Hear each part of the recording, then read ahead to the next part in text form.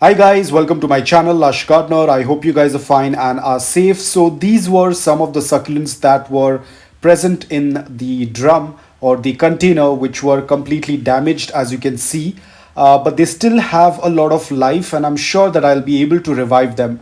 So I'll be going ahead and planting these guys in the soil mix that I have, which is my loose, porous and well draining soil mix.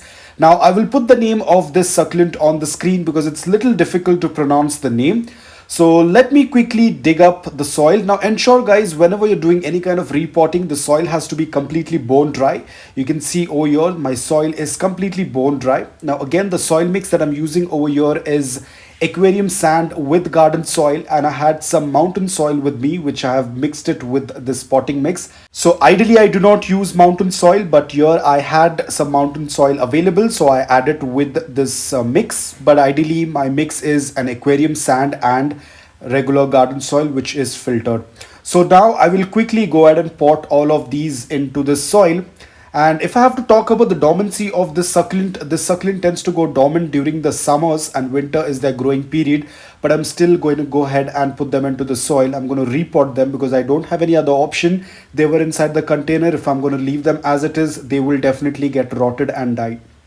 So now it is going to be kept aside. I'm going to be keeping them in indirect bright light because as you can see, they do not have a lot of color. They have turned green in color. If I'm going to expose them to direct sunlight, then they will get burnt. So I'm going to place them in indirect bright light, and I'm going to water them after, let's say, 4 or 5 days. I will let them get acclimated in the soil. They all have roots, so I do not need to be worried.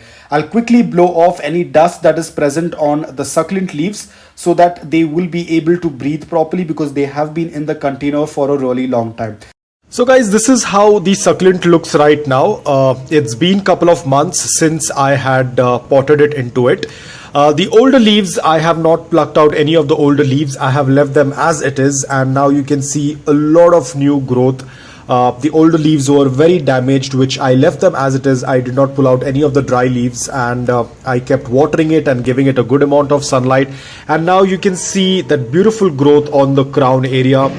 They are slowly starting to recover, but still a long way for them to recover. But so far they're doing extremely well. You can see a lot of beautiful growth on the crown, which suggests that the plant is now comfortable in its soil. Now the soil mix also I had used was very gritty and loose and porous. I kept a special attention on the watering, giving a good amount of light. And now as you can see, it's doing extremely well. So what I would always say is, if you are growing succulents, you need to have a lot of patience. You need to wait a lot because they will not recover, or they will not show signs of growth until couple of months. So all you have to do is just wait, keep them aside. A lot of times I've seen that people tend to fidget with their succulents. Once they put it into the soil, they expect it to recover and grow within couple of weeks, which is not going to happen. It is going to take a lot of time. I will put the date when exactly the repotting was done, because the earlier part of the video was shot couple of months back, and today this is right now in the present state. You can see it's doing extremely well.